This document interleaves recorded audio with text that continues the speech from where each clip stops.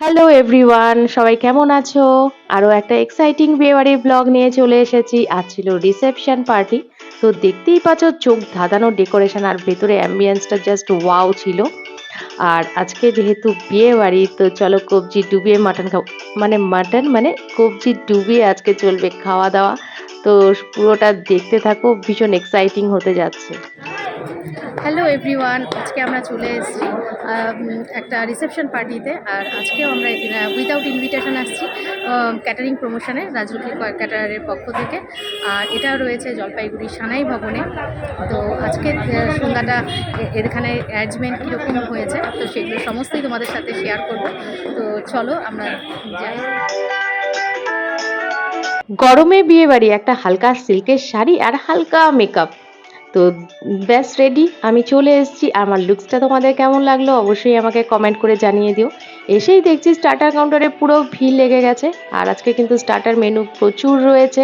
আর সবকটাই অভিনব বেশ স্টার্টার মেনুগুলো ছিল। তো সবটা তোমাদের সাথে শেয়ার করব। এদিকে দেখতেই পাচ্ছ ফার্স্টেই রয়েছে ফুচকা।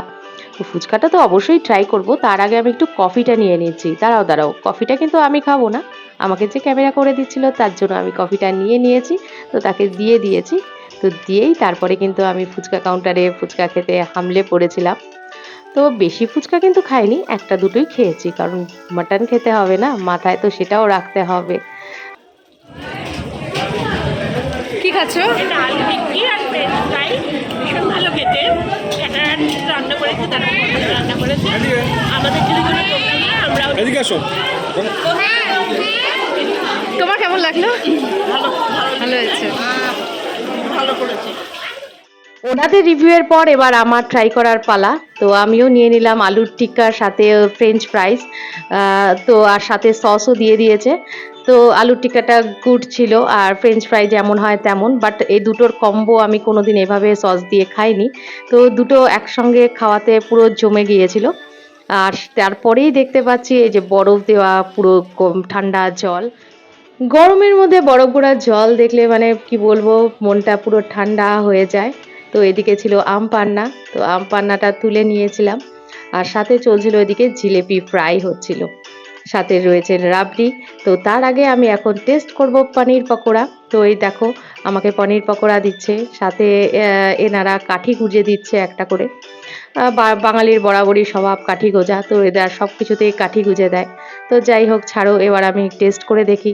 পনির পকোড়াটা বাইরের কোটিংটাও বেশ লাইট ছিল, আর ভেতরের পনিরটাও খুব সফট ছিল, আর ফ্রেশ পনির দিয়েই করা, সেটা তো পুরো বোঝা যাচ্ছিল। এরপরে জিলাপি কাউন্টার ছিল, জিলাপি উইথ রাবড়ি, সেটাও ছাড়িনি, সেটাও নিয়ে নিয়েছি। আর বিয়ে বাড়িতে এরকম সরু সরু জিলাপির সাথে রাবড়ি দারুণ লাগে। তোমাদের কার কার এরকম জিলাপি খেতে পছন্দ করো আমাকে কমেন্ট করে জানিয়ে দাও। তো এই যে আরেকজনকে পেয়ে গেছি, এনার কাছ থেকে শুনি কীরকম।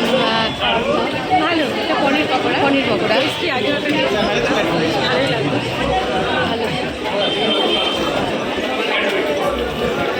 তোমরা তো জানোই এতদিনে যে আমি বিয়েবাড়ির ব্লগ হলে রান্নাঘরে ভিজিট করবই, এটা আমার মাস্ট। আজও ঘুরিয়ে দেখে নিলাম যে ওখানে জোর কদমে চলছে কাজ। আর আজও কিন্তু আমি সেমভাবে দেখতে পেলাম রাজলক্ষ্মী ক্যাটারার কিন্তু ব্র্যান্ডের জিনিস ইউজ করেই কিন্তু রান্না বান্না সমস্ত করছে। ওনারা কিন্তু কোয়ালিটি কোয়ান্টিটি কোনো দিক থেকেই কম্প্রোমাইজ করে না, বেস্ট তাই ওনারা দিয়ে থাকে। তো এদিকে ব্যাচও বসে গেছে। তো চলো লোকের কাছ থেকে শুনে নিই একটু। খাবারগুলো সত্যি খুব টেস্টি হয়েছে। ভালো আছে? টেস্টি খাবার দাবার ভালো, খুব ভালো, ফ্রেশ ফ্রেশ একদম ফ্রেশ খাবার, ভালো। চিকেন ফ্রাইটা খুব ভালো লাগলো। হ্যাঁ, চিকেন ফ্রাইটা ভালো লাগলো। আপনার কোনটা ভালো লাগলো? আমারও তাই। Chicken fry. আমি তো এখনো খাইনি, খেয়ে দেখতে হবে। আইটেম রয়েছে, তো বুফেতে কী কী আইটেম রয়েছে তোমাদের চলো একবার দেখিয়ে নিচ্ছি।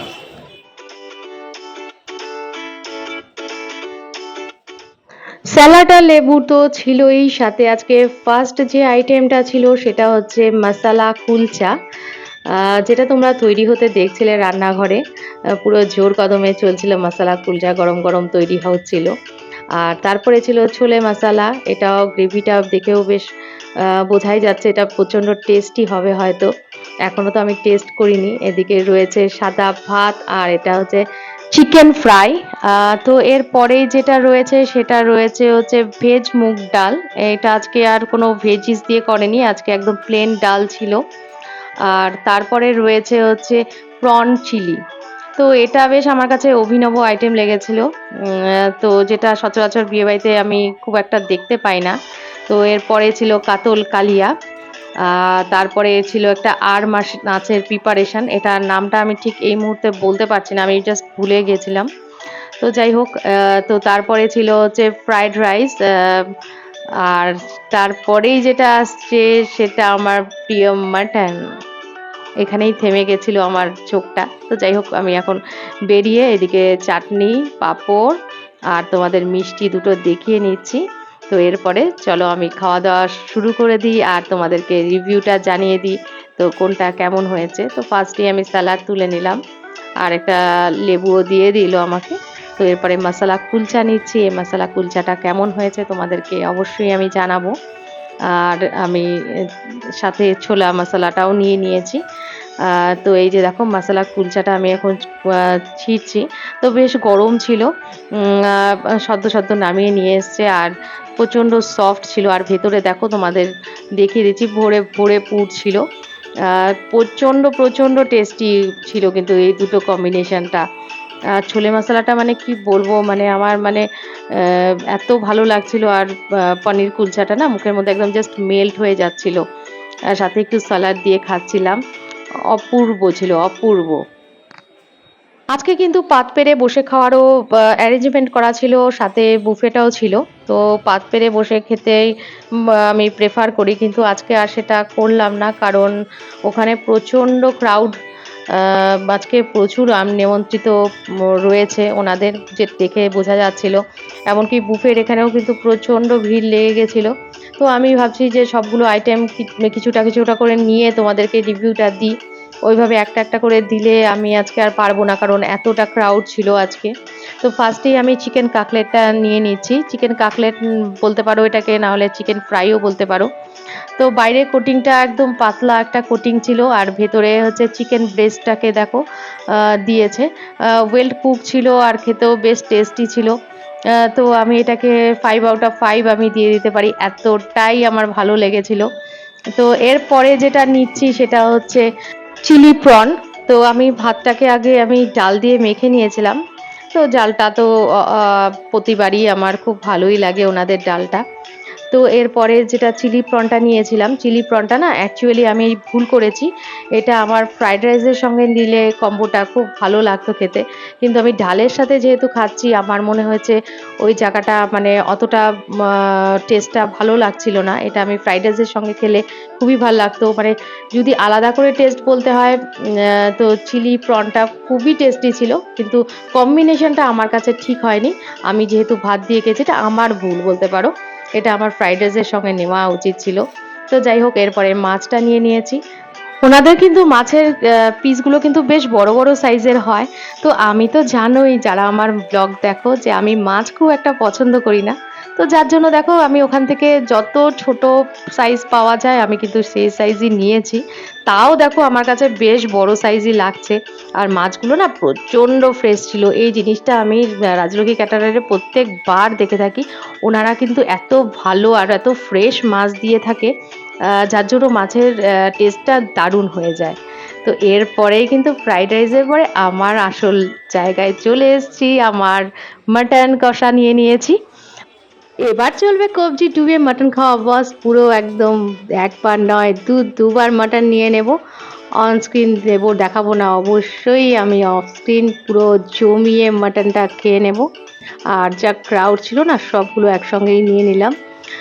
চাটনিটাও নিয়ে নিয়েছি, পাঁপড়টাও নিয়ে নিয়েছি। আর মাটনটা দেখতেই পাচ্ছ প্রচণ্ড গরম ছিল, আমি হাত দিয়ে নিতে পারছিলাম না। তো ছিঁড়ে নিয়ে নিয়ে খেয়ে নিচ্ছি। তো মাটনটা খুব সফট ছিল। আর আমাদের এখানে না মানে উত্তরবঙ্গে মেনলি রেয়াজি খাসির একদমই চল নেই, আমাদের দেশি মাটনটাই ইউজ করা হয়।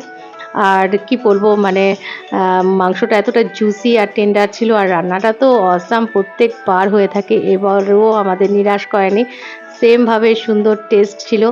এরপর ভরিয়ে ভরিয়ে আমি চাটনিটা খাচ্ছিলাম পাঁপড়ের সাথে। তো এরপরে মিষ্টিতে চলে এলাম।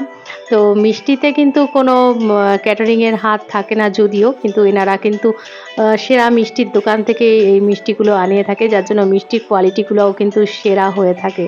আমি মিষ্টি লাভার নই, তো তবুও মিষ্টিটা নিয়ে নিয়েছি তোমাদের রিভিউ দেওয়ার জন্য। তো মিষ্টিটা ভালোই ছিল। তো এরপরে পান মশলাটা ব্যাগে পুরে নিলাম। তো এরপরে আইসক্রিমে চলে এলাম। ২-৩টা ফ্লেভার ছিল আইসক্রিমে, কিন্তু আমি কিন্তু ভ্যানিলাটাই নিয়ে নিয়েছি। তো আইসক্রিমটা খেয়ে নিয়ে এইবার আমার মোটামুটি খাওয়া দাওয়া কমপ্লিট করে নিলাম। তো এবার একটু রিভিউ নেওয়া যাক। হ্যাঁ, তো কেমন ছিল রান্নাবান্না? ভালোই ছিল। ওভারঅল সব কিছু ভালো ছিল। তো ঠিক আছে। খাওয়া দাওয়া কমপ্লিট হলো, আর আজকে অনেক মানুষের সাথে কথা হলো, খুব ভালো লাগলো আজকের দিনটা। খাওয়া দাওয়া মোটামুটি কমপ্লিট হলো, আর আজকেও কিন্তু রাজলক্ষ্মী ক্যাটারার আমাদের নিরাশ করেনি। প্রত্যেকটা আইটেমই ওদের খুব যত্ন সহকারে তৈরি করেছিল, দারুণ ছিল রান্নাবান্না।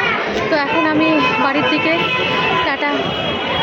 চলতে চলতে রাজলক্ষ্মী ক্যাটারের ডিটেলস আমার ব্লগের পেছনে দিয়ে দিলাম, তোমরা ওখান থেকে ওনাদেরকে যোগাযোগ করে নিও। আমি ওনাদেরকে রিকমেন্ড করছি, তোমাদের যে কোনো অনুষ্ঠানকে ওনারা সুন্দরভাবে সাজিয়ে তুলবে, কথা দিচ্ছি। তো রইলো ওনাদের ডিটেলস, কন্ট্যাক্ট করে নিও।